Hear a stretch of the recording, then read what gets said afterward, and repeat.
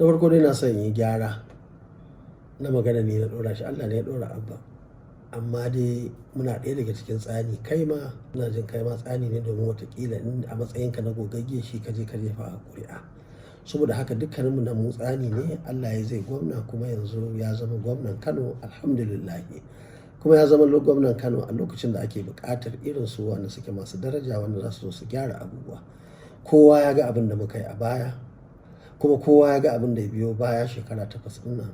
Kuma na son sanar da kai cewa a matsayina mutum, ko soja ne ko farar hula, ko a fati ɗinmu ko ba a fati ɗinmu ba, ba yanda za a zo a yi mulki a Kano a ce ba in ce wani abu ba.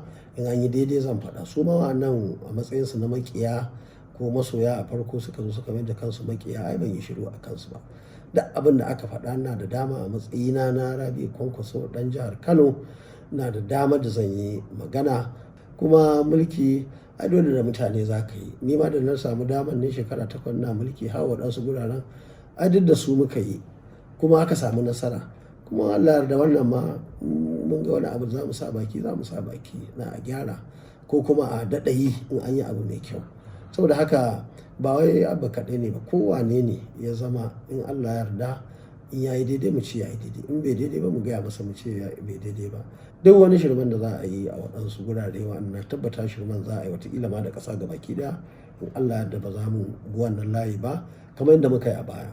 Duk wani abu, duk wani sadaukar da kai da wani aiki da ya kamata a yi a taimaki ɗan Kano da jama'ar jihar Kano gabaki ɗaya za a yi, kuma na tabbata an ɗauko hanya ta yin hakan.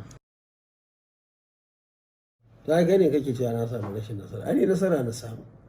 Ka tuna dafa kafin wannan lokacin vice chairman na zone a Kaduna a jihohi 7 aka kawo shi Kano. Ni din na Rabi'u Kwankwaso ban isa in bayar ba. An sau 3 muna zuwa Kaduna a zaɓa.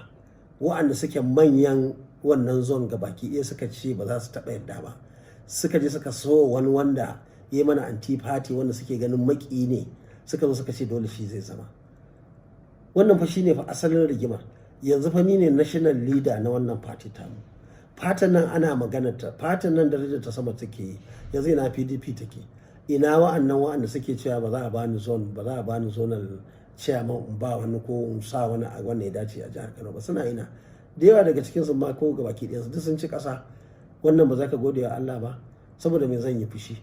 Kuma duk wannan abubuwa da aka yi, zaɓe ba a yi shi daidai ba, zaɓe bai tafi yanda ya kamata ba. Kowa ya san abubuwan da aka yi. Mu dinnan an cuce mu a wajen logo ɗinmu.